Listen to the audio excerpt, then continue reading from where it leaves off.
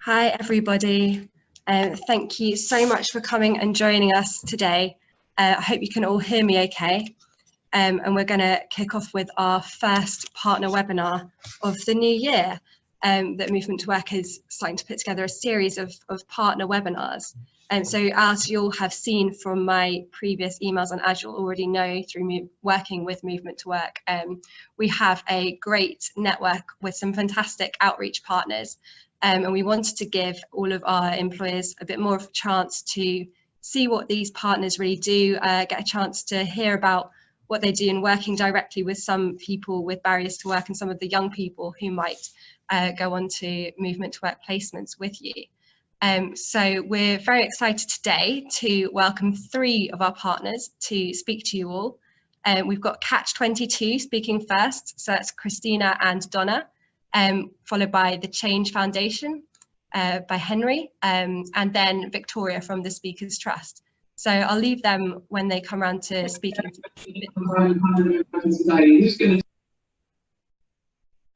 Sorry, I didn't quite catch that. I think because there's so many of us, I'm going to put people on mute, but if you have anything that you want to raise, there's a chat button at the bottom of the screen. So if you click on that, there's chat with 3 dots above it. You can click on that and you can write any questions or anything that if you're having technical difficulties or anything like that. So we're going to kick off in a few minutes with Christina and Donna leading from Catch 22. So the format should be just 15, 20 minutes per partner. Partners are going to talk you through a short presentation, which you should have received the slides for yesterday. If you've joined through the Zoom link, you should also be able to see the slides on your screen in a couple of minutes when we start. And then at the end of each partner speaking, there'll be a little bit of time for you to ask any questions you might have. And for that, again, just use the chat, which is at the bottom of the screen, because as we are quite a lot of people, it might get a little bit confusing if everyone's trying to speak at the same time. So I hope that makes sense. And then I think we'll hand over to Donna and to Christina. So I'll just unmute you both now. Hello. Hi. Hi. Christina, I think you might have to unmute yourself. I've done it. Thank you. Fabulous.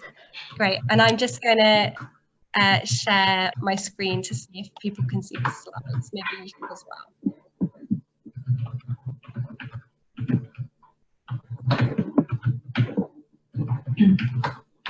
So I'll hand over to you to run through.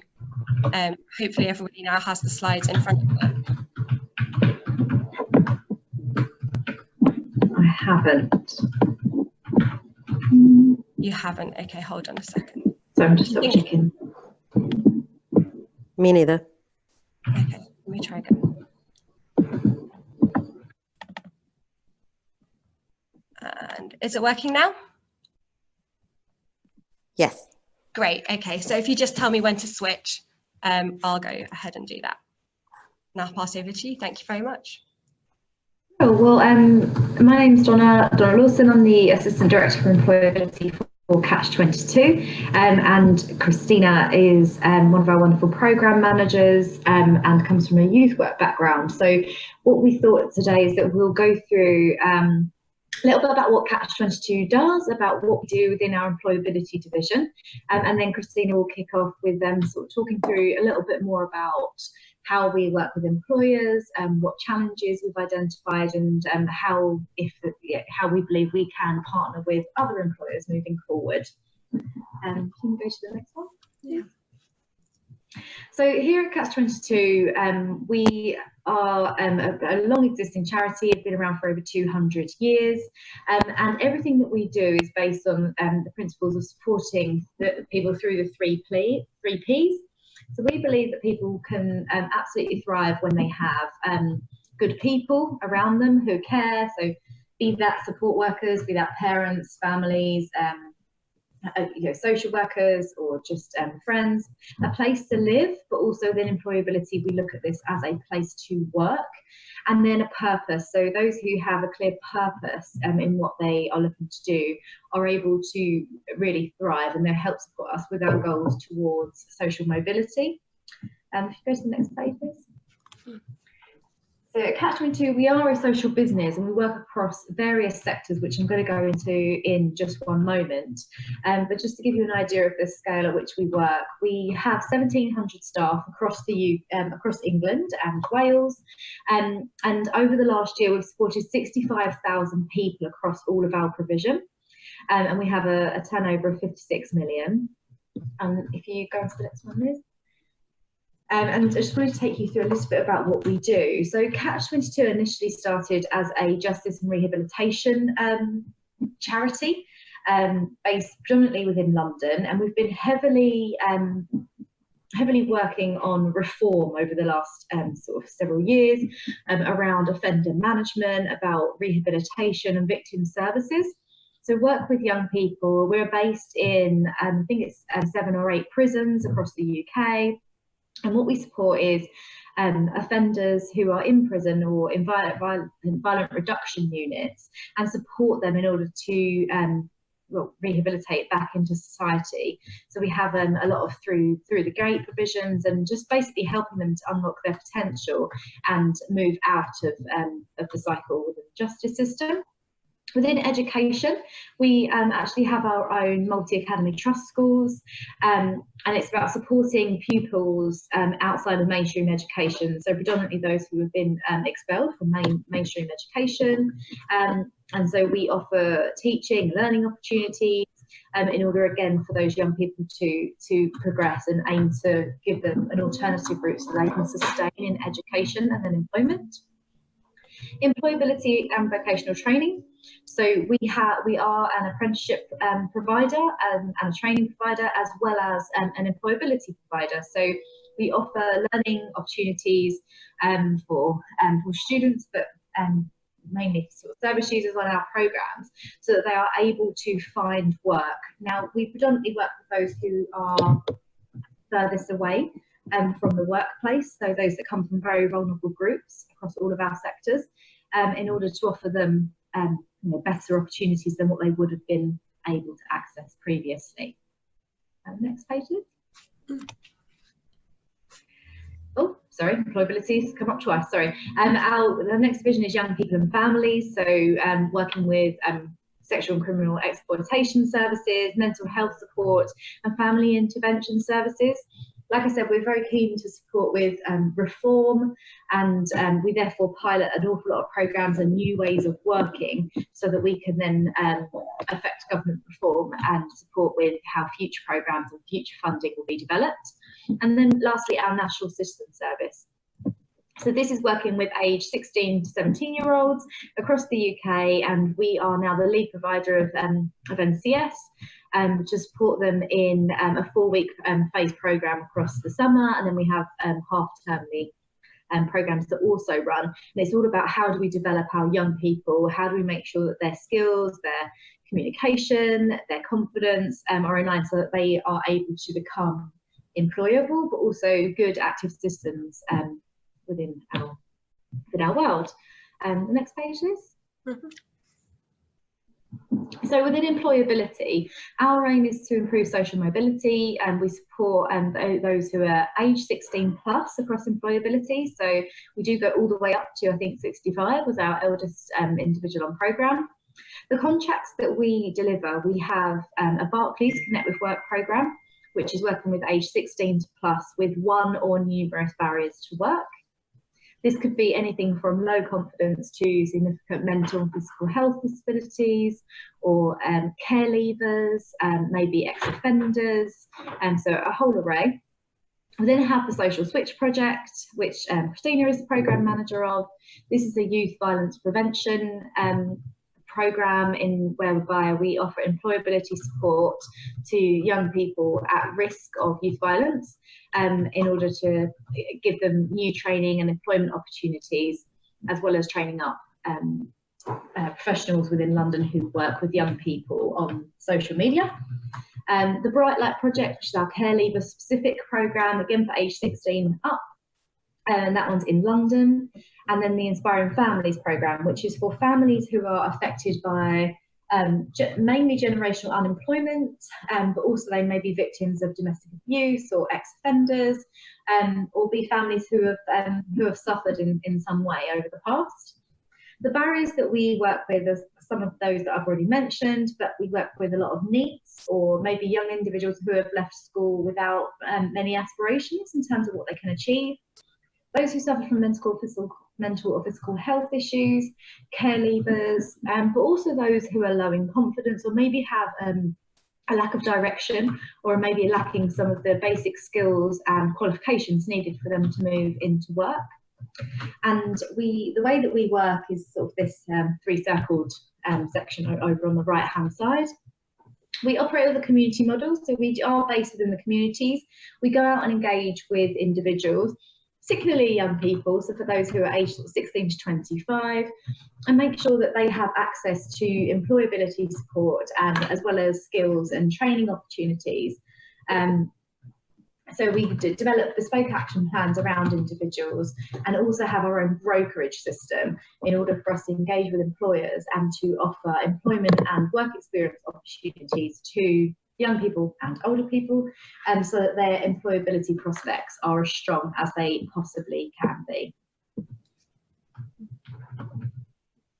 I think. Is that over to me? I think so. Liz, can you go on to the next? Yeah. Okay. So as thanks, Donna. One of the first steps to addressing some of these barriers to work for young people is work experience. And high quality work experience placements prepare young people for the workplace and help them gain employability skills, as well as providing a route to further progression opportunities. So they benefit young people through improving their skills and by boosting their confidence and motivation. Work experience placements also provide young people with an insight into the workplace, and high quality work experience is vital in helping young people to find work, as it helps them to break the cycle of no experience, no job, no job, no experience. We do recognise though however, that there are some barriers to offering work experience for employers. These can include some of the things that you can see on the screen here. So impact on internal staff time and resource. The time to train and supervise young people is often perceived to have a detrimental impact on employees' productivity and may divert resources away from employees' usual work. There can also be concerns about admin burden up front. There's an awareness of the admin required to set up a placement, including mandatory induction, training, system setup, risk assessments, and other legal requirements. Employers may also be concerned that young people don't have the skills to be productive in the workplace, and that actually having somebody come in would be more of a cost than a benefit to the business. There's also the challenge of offering a meaningful opportunity, and that without training and supervision, only menial tasks can be offered to young people, which would be of little benefit to the employer or the young person. Employers may have also had previous negative experience of working with young people, and young people in the past may have had a bad attitude, and things that are often cited as laziness or poor timekeeping or constant like complaining or lack of motivation or lack of skills. Sometimes the nature of the work of the employer can mean it's not practical or of limited value for young people to take part. So there are perceived barriers around the appropriateness of the type of work for young people, and the legal barriers that actively prohibit the presence of young people in the workplace. However, there are also lots of benefits for your employers as well. So it can benefit your other employees.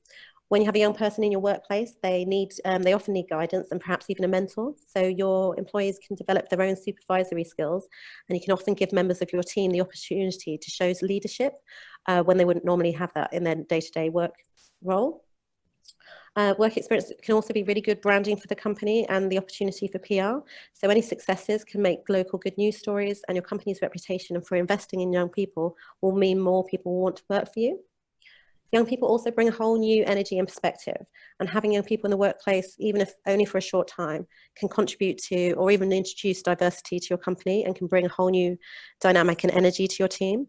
They can often bring fresh ideas and approaches which open up new and emerging customer groups and markets, and a younger perspective is valuable where markets are rapidly changing or rely on a youthful customer base. It's also a great recruitment strategy. If you're looking to attract a younger workforce to your company, then offering work experience programs is a great way to access potential new recruits. And young people who have done work experience placements are often more likely to remain within that industry. And if you're in a position to offer permanent work, that person is often more likely to remain with your company as well. And there's basic altruism, and offering opportunities to young people can fulfill a desire to help young people get on the career ladder or inform their future career choices. Next slide, please. So in the main, these challenges and barriers can be addressed through a relationship with organisations such as Catch-22, supporting young people as well as supporting employers to plan and be creative around the structure and processes needed to accommodate work placements. So support for employers that can include developing employers' own internal structures. So where you have, it can require careful planning around busy and individual department workloads to ease the burden of staff resource. And then you can ensure time is allocated for training and supervision and that the right staff members are available to provide support. Also, timing opportunities to coincide with relevant projects so that there's actually work at the appropriate level for the young person is important, and not just having somebody in at any time and not really having anything specific to do. But also by providing employers with best practice on how to maximise benefit and minimise burden can help reduce the impact of training and supervision. So having established processes up front can help mitigate admin resource in the setup. And employers may sometimes need to think creatively about how to address some of their perceived challenges around offering meaningful opportunities and what constitutes an inappropriate environment for a young person. So greater planning can identify suitable roles that require lower levels of training, but still provide useful experience for the young person. And red tape. There is a perception of bureaucracy and health and safety regulations that can put many employers off, but there are some myths that we can bust today. So employers do not need to carry out an enhanced DBS check on members of staff supervising young people. Also, their liability insurance now covers work experience students, provided insurers are members of the Association of British Insurers. And simplified health and safety guidance makes it clear that if organisations already employ young people, risk assessments don't need to be repeated for work experience students. And employers with fewer than 5 employees don't need a written risk assessment at all. Organisations such as Catch-22 can also act as a referral pathway to help identify suitable candidates. So we can match the right person for the role and provide more information about the young person, which helps reassure employers with previous negative experiences, as well as reducing the perceived burden of training unsuitable young people because they've already picked the right ones. But also, we're also there to support young people. So having a really structured placement reduces the impact on employer time and resources, and having a clearly planned role for young people makes it more likely that they are given meaningful tasks to perform and encourages their engagement in the placement. Preparation is key as well, so ensuring both the young person and the employer are adequately prepared for a placement is important.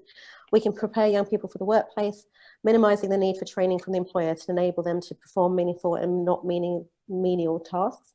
We can also provide both parties with all relevant information about the placement up front, reducing admin for the employer, and also offer ongoing support. So in terms of monitoring the progress of the young person to make sure they're meeting the objectives of the placement, but also that the experience is proving beneficial for both them and the employer. So in summary, the experience of both the employer and the young person is key to enabling the success of any work experience placement. And at Catch-22, we aim to support both parties to get the maximum out of the opportunity. And that, I think, is us. Thank you so much, Donna and Christina. And I think on this slide, you've got some contact details for Donna and Christina in case you have any questions after this session. And we should also be able to go back to the chat in case anyone on the call has any questions they want to raise right now. Then feel free to type in the box, and Donna and Christina are on hand and we'll be able to spend a few minutes answering any questions you might have immediately. And if not, feel free to follow up afterwards by email, either to me or to Donna and Christina, and I'll circulate contact details for them as well via email. So I'll just give a minute or so to allow anyone to type any questions that you might have.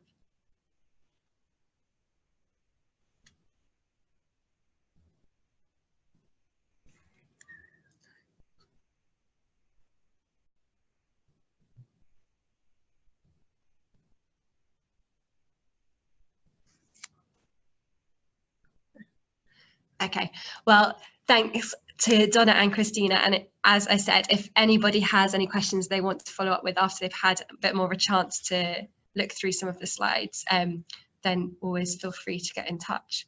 And we're going to pass over next to Henry from the Change Foundation. Henry, are you there? Can we hear you? I am indeed, yeah, alive and kicking. Fantastic. Then if that's okay, I'll do the same thing as we just did with Donna and Christina. You should have your starting slide up on the screen now, so I'll pass over to you. Great stuff, thanks you very much. Let's wait for it to load up.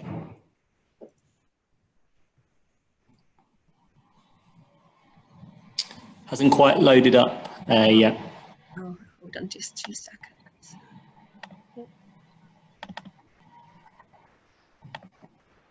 So it should be there now. Ah, there we go. Perfect, perfect. Lovely. Great stuff. Thank you very much. Right. Hello, guys. My name is Henry Glynn. So I'm head of partnerships at the Change Foundation. And part within my role as well as I program manage our largest employability program called Streetily. And I'll come on to that in a minute.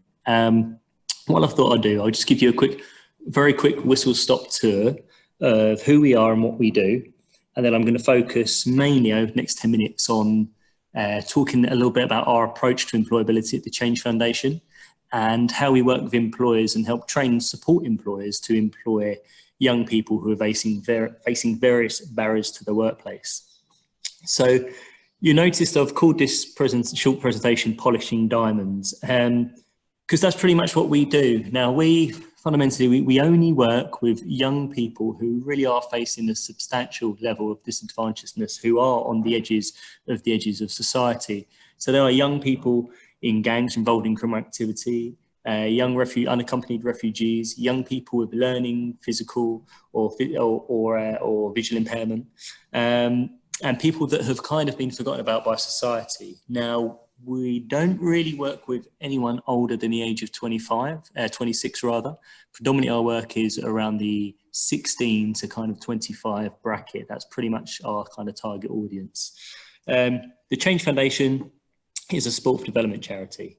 Now, we've been established for about 38 years now. And our purpose, if you like, is to transform the lives of marginalised young people through the power of sport and dance.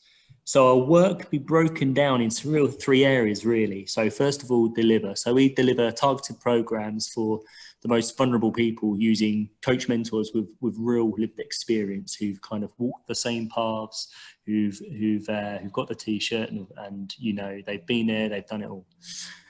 We innovate. So we co-design bespoke programs with charities and corporate partners that demonstrate a high return on their investment.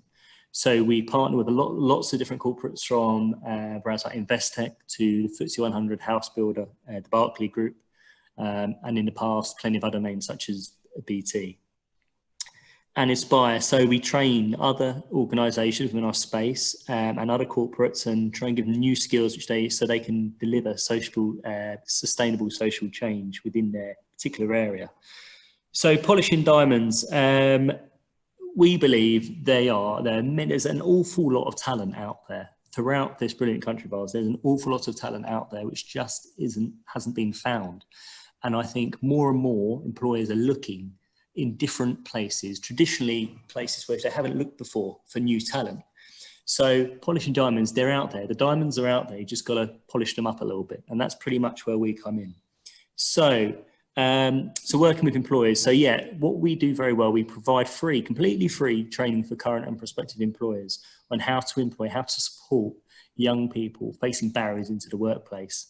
We'll identify young people who express a particular career interest, and then we'll work with the employer to ensure suitable work placement adjustments are accounted for. And then we provide that continued layer of support for the employer and for the young person for a continued period of time. We don't have a closed door policy. There is no stop date on our engagement with the young person that we work with. It's a continual thing. If we have a young person with us who's gone through one of our programs, we've then got them into employment, but then in 6 months' time, they've been made redundant. The door is still open. We'll still support them continuously until they're in a great place again. So if I just go on to the next slide. Is this the right one, Henry, or am I behind? That's the one. Perfect. So again, like employability, as we know, I'm sorry if I'm teaching anyone to suck eggs, but the skills and abilities that allow you to find, secure and sustain employment. And I've highlighted the word sustain because for us, that's the really important thing. Because you can find a young person a job, you can secure them that place, but it's their ability to be able to sustain that role, which is the really important factor. And we believe you've got to do an awful lot of work to get them to that point in the first place. And that kind of leads on to the next slide quite nicely. So the ship, don't overload the ship. Traditionally, what we find with a lot of employability programs that are out there, which target young people within the cohorts we work with, they'll tend to try and flood the young people with so many different employability-based qualifications and AQAs and communication skills, problem-solving, leadership, all the general things, you name it. And it can often become very consuming. You've got a group of people who haven't necessarily always enjoyed the education system, have struggled to fit in, and don't necessarily like exams, and you're piling on certificate after certificate after certificate. Now, it's not necessarily going to improve their employability unless you're addressing all the underlying things first and address behavioural change. That is fundamentally one of the biggest barriers to employment that the young people that we work with face. It's a big behavioural change element that needs to start.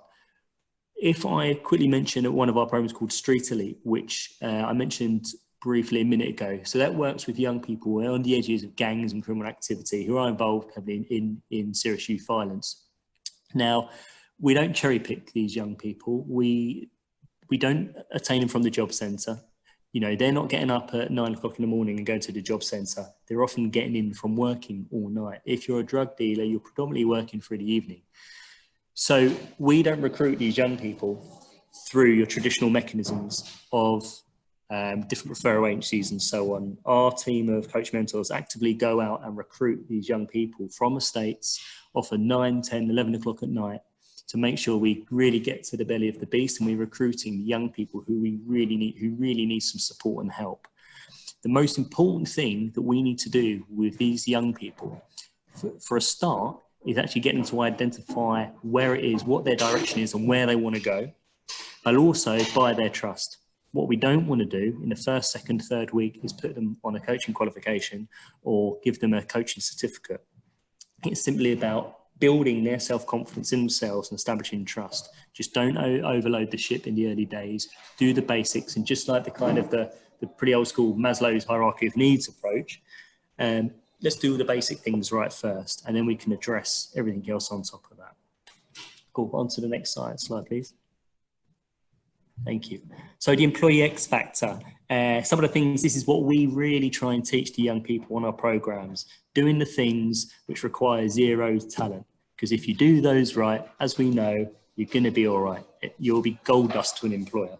It doesn't matter if you've got a level 1, a level 2 certificate in communication skills, unless you do these things, unless you've got a strong work ethic, you bring a fantastic energy, your attitude is on point, you're coachable, you're prepared to do extra, you're passionate about what you do, and your time management is good. You know, unless you address those things first, everything else will just fall apart. So that's something that we believe is so important, particularly when you're trying to address employability skills and increase employability skills within the cohorts that we work with. On to the next slide, please. Okay, support and guidance. So these are some of the things, again, an additional layer of learning which we supply the young people we work with. I mean, as I previously mentioned, time management and travel planning, incredibly important. We've got a group of young people who have almost become prisoners within their local community, particularly the young people who are involved in gang activity and conflict. I remember this is going back about 8 years ago now. I was taking a group of 4 young people to work experience placement. They're from Hackney in East London, and we were literally going to Canary Wharf, so it's just down the road really. But we had to get on the underground, one stop. Now I put my travel card in through the barrier and off I've gone. And I've turned behind to expect them to be behind me, but they weren't. And they were looking at the barriers, looking where to put the ticket in. Because even though they were 19, they'd never used the tube station before. Even though that tube station was a 5-minute walk from their estate, they'd still never used that mode of transport before. So it's simple things such as that, to actually knowing how to use travel apps to get yourself from A to B and different modes of transport are so massively important. Workplace scenario preparation. For those of you who've been fortunate enough to have a loving and caring mum, dad, uncle, auntie, relative, whoever it may be, growing up, who was able to pass on those pearls of wisdom, that little bit of advice when you was on your way to your first ever job interview, your first ever day at work, you know, that was gold dust. So the young people we work with, they don't necessarily have that person. Sometimes we're working with young people and they're the first person in 3 generations of their family to obtain the job. So therefore, we need to go through everything that you might take for granted. What it's like on the first day, how to approach someone, how to make awkward small talk in the tea room, all these things that they just don't get told. It's so important to make sure that they feel well prepared in the workplace. Appropriate workplace conduct is another one. It's very easy for us to assume that they're going to know the appropriate language, tone, conduct for a standard workplace. Going back to my previous point, unless they've had that support there, they're going to be none the wiser. So that's something that we find ourselves having to do an awful lot. And dealing with the harsh realities, as we know, work's hard. Yes, there can be great things. You know, you can have a great job, but inevitably work is hard. You know, there's times when you wake up in the morning, you're going to be tired. You're going to be tired. You're going to feel not exactly 100%. But that is the harsh realities of work. Sometimes you have to stay late. You've got that project deadline that you need to meet. You know, your workload is increased. That is just the reality. And unless you prepare young people for that, you're just setting them up to fail later along the line. And then the reassurance and emotional support. This is absolutely crucial and key to everything we do. Again, as I was previously mentioning, if those young people at home, if they haven't got that person that they can speak to, they haven't got that person which they can express their concerns about, and when they've had a tough day, or when the slightly older, slightly boisterous male on site is giving them a bit of jip, if they haven't got that person to then bounce that back off, to talk things through, it can really cause them to go into their shell and then remove themselves away from the job market. Okay, next slide, please. Oh, it skipped on. Where am I? Where are we? Where are we? So yeah, can we just skip on one more? Yeah. Thank you. Okay, great. So yeah, employing hard to reach young people.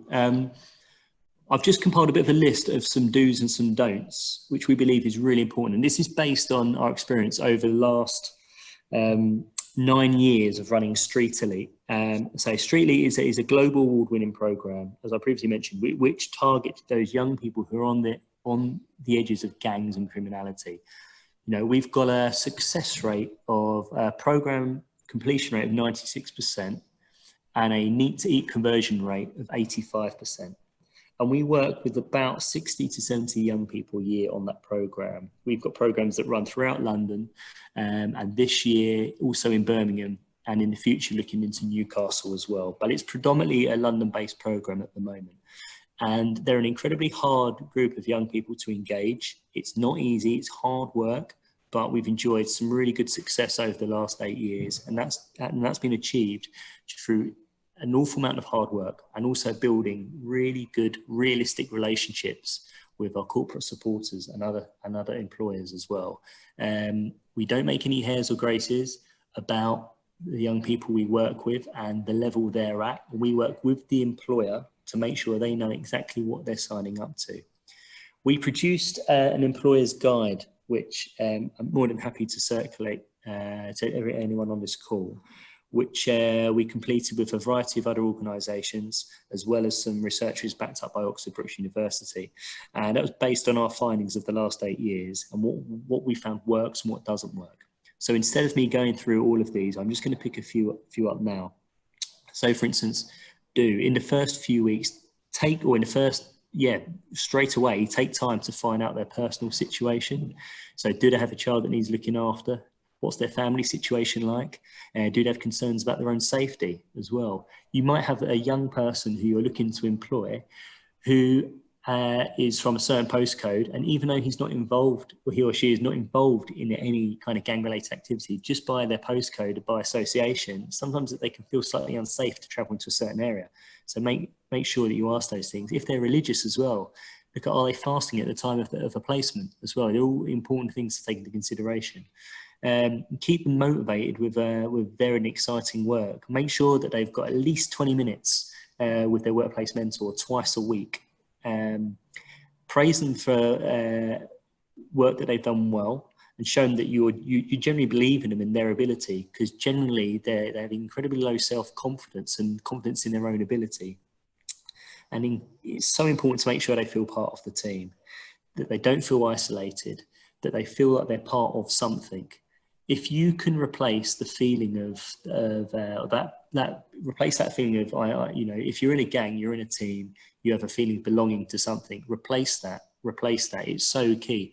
If you've now got a young person in employment with you, and suddenly they've got a support network around them of older men and women who are looking to support them, and trying to invest their time in them and trying to make them be the best version of themselves, is an incredibly powerful thing. Encourage them to keep a diary as well. Really, really important. And get them to start writing stuff down in business language as well. We're living in a world now where we're continuously on our phones. I'm just as guilty as everyone. And text speak can kind of end up finding its way into the workplace. So get them to write things down, get them to start thinking like a business professional, and start detailing things and behaviours about themselves which they want to change. And find out what they're really interested in as well. It's as which was previously mentioned by our wonderful colleagues at Catch 22, you've got a massive potential talent pool there that hasn't been explored before. Find out what they're interested in, and you might find that they could provide additional value to your business. And try not to make assumptions about their behaviour, about the behaviours that you see. Instead, try and understand what emotion is driving that behaviour. Sometimes the young people can come across with their guard up, slightly disengaged, and it's probably through shyness and a lack of self-confidence in their ability, or they may previously have had some negative experiences in the workplace. So please take those things into consideration. And just on to the next slide, please. So then in the medium term, so build their knowledge from the ground up.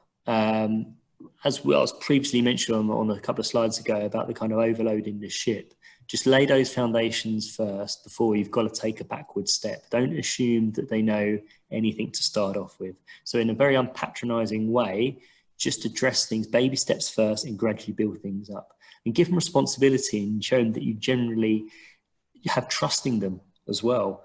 And one of the most important things is to, when you're addressing your mentoring sessions with them, or when they're meeting with the line management staff, try and do it within an informal setting if you can. If you're doing it in a boardroom on the side or a meeting room, they can sometimes clam up, and it feels a little bit like an interview. So try and do it, pop out for a coffee or a bit of lunch, whatever it may be, even a short walk.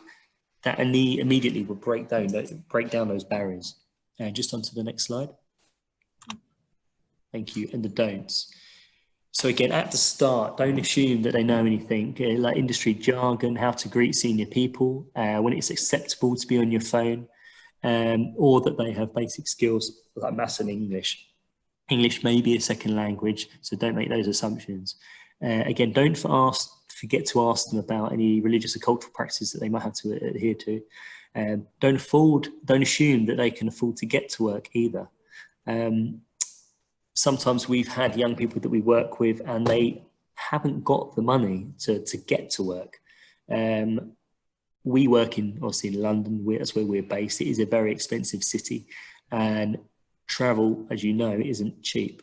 So make sure that there's arrangements in place to support them in the early days. And don't give too glamorous stories. As I previously mentioned here, yes, the directors drive nice cars and people can work their way to the top, but they've often had to work incredibly hard to get there. So be realistic. Yes, it's good to sell stories to motivate them, but make sure they're realistic. Don't overpraise them at the beginning as well, because it can create those unrealistic expectations of what working life is really about. I'm not saying don't praise them, it's just avoid overpraising. And then don't be judgmental as well about their personal lives. You know, you can focus too heavily on the past, and then you forget the future, and you forget that potential diamond in the rough that's in front of you, that you're in a fortunate position to be able to polish them up and help them transform their lives, and they'll become an incredible, loyal, brilliant employee who could provide your business with a whole breadth of different perspectives and different skills. And just on to the next slide, please. So yeah, and in the first few weeks, so don't create made up roles for them.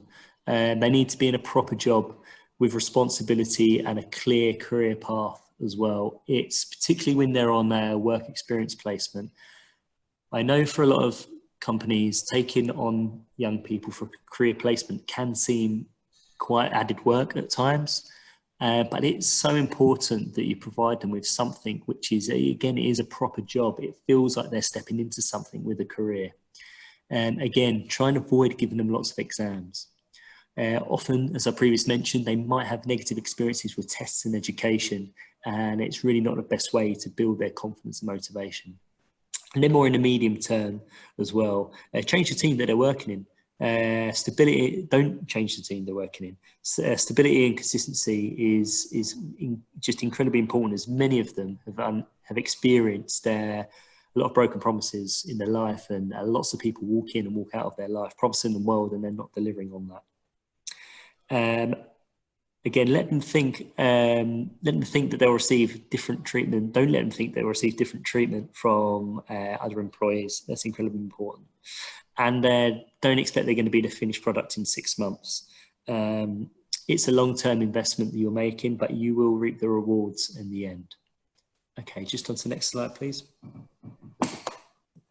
Cool. I'm just going to finish off with a quick case study around a young man called Jess. So Jess, originally from Angola, came to London when he was 12, struggled through the education system. He struggled with English, and he grew up, went to a pretty rough school and left school with no formal qualifications. We were running our Street Elite session, which uses sport, again, to target and work with those young people on the edges of gangs and crime. We could see he was a bit kind of shifty, a bit shady. He kind of looked in the first week. Before we got a chance to grab him, he was off. We bumped into him on an estate walk 2 days later and asked him if he wants to join the programme. Initially, he said no and was quite abusive towards us. But funnily enough, he did turn up for the first session. Now, Jez was incredibly charismatic when we got to know him, but he had a real kind of fiery streak inside him as well. So what we had to do is work with him to not lose that completely, but use it as motivation, use it as fuel, and really help him identify what it is he wants to do, what area he wants to move into, and how we can support him along that way. With someone like Jez, it's absolutely crucial that we didn't sell him a false promise, and we stuck to what we said we were going to do, and we support him accordingly. So we managed to identify, so Jez wanted to work in construction, but he wasn't quite sure at the time what form of construction it was he wanted to get into, what trade. So we worked with one of our corporate partners to get him a work experience placement where he would spend time with a variety of different trades. And following on from that, he had an absolute barnstormer on placement, and it was kitchen fitting, which was something that he really wanted to do. So we got Jez further placement in that. He succeeded. He performed incredibly well over the 2 weeks. Our coach mentor would start off on placement, would knock for him every single morning at 6:30 in the morning, and would go to the placement with him because it involved travelling across London, and that was his first time in doing so. So we were there every step of the way with him. We'd meet him after work as well, so we could discuss things through and have a bit of a debrief. And then we sat with Jez in a meeting with the employer at the end of his placement to discuss his performance and see how it could progress. Fortunately, he was offered a job, and he was offered a kitchen fitting apprenticeship which he went on and he's recently completed. Now he's working for himself now. He's self-employed. He's working for a large FTSE 100 house builder. He's in a great place, and he's the first person in 3 generations of his family who've had a job. So it's not only impacted massively on his world, but also his families and also the wider kind of network that he's surrounded by. The employer were incredibly good with Jez in the early days. They made some concessions. They helped him purchase his tools and his PPE equipment and things like that. And they really made a commitment to supporting this young man and to very much going on the journey with him. And that's kind of the last thing I'd like to say, really, is just I think that's the most important point is, as an employer, if you're looking to employ a young person from a marginalised background, or a young person, again, who you're talking about their first job, remember they're on a journey with you, but you're going to get so much back from that in the long term. You're going to become a richer organisation as a result, culturally and everything else that goes with that. It's really going to benefit you in the long run. And at the Change Foundation, we've got a brilliant team of coach mentors and other support workers who regularly meet with young people, and also all our corporate supporters, and deliver workshops in how to employ young people from marginalised backgrounds. And they're completely free of charge. And we are more than happy to deliver that for anyone. Number-wise, you name it, from 5 up to 50, up to 100. We're more than happy to do so. We would love to do so, in fact. But I won't take up any more of your time, because I probably rattled on for far too long. But thank you very much, guys. Any questions, please fire away. Thank you so much, Henry. And I think we're running a little bit late, so maybe I'll just give a few seconds in case anyone has a very quick question, and then we'll pass straight over to Victoria. Thanks so much, Henry. Okay, so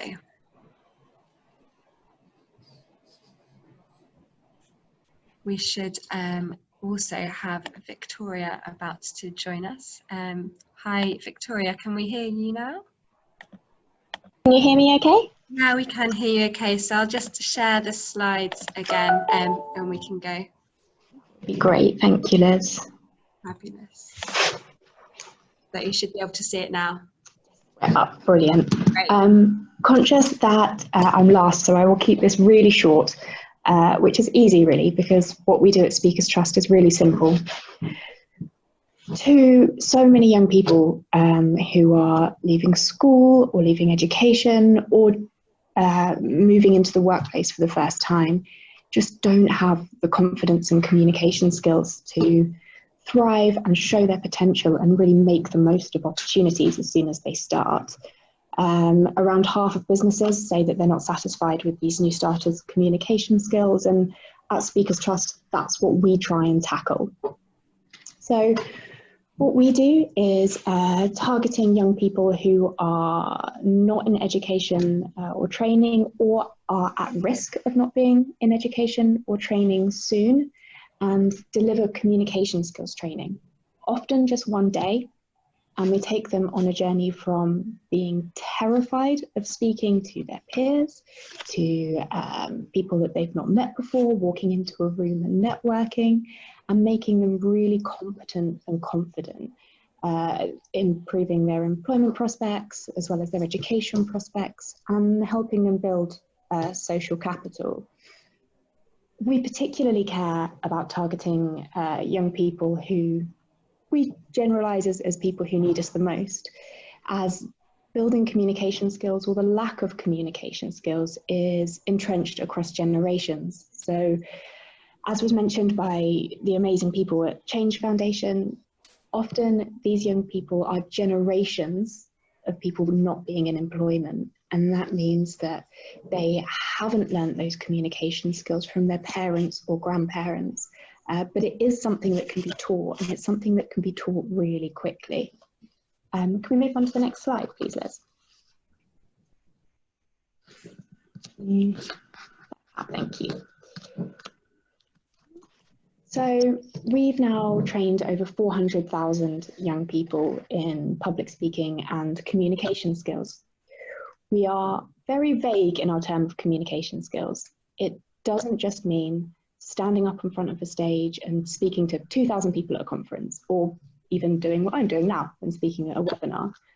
Communication skills can be something like speaking to your line manager because you don't quite understand something, raising a point in a meeting and thinking that knowing how to share a good idea or challenge what somebody says in a really productive way, or walking into a room and learning how to network, how to share your card, which I think probably most of us still find pretty terrifying, for honest.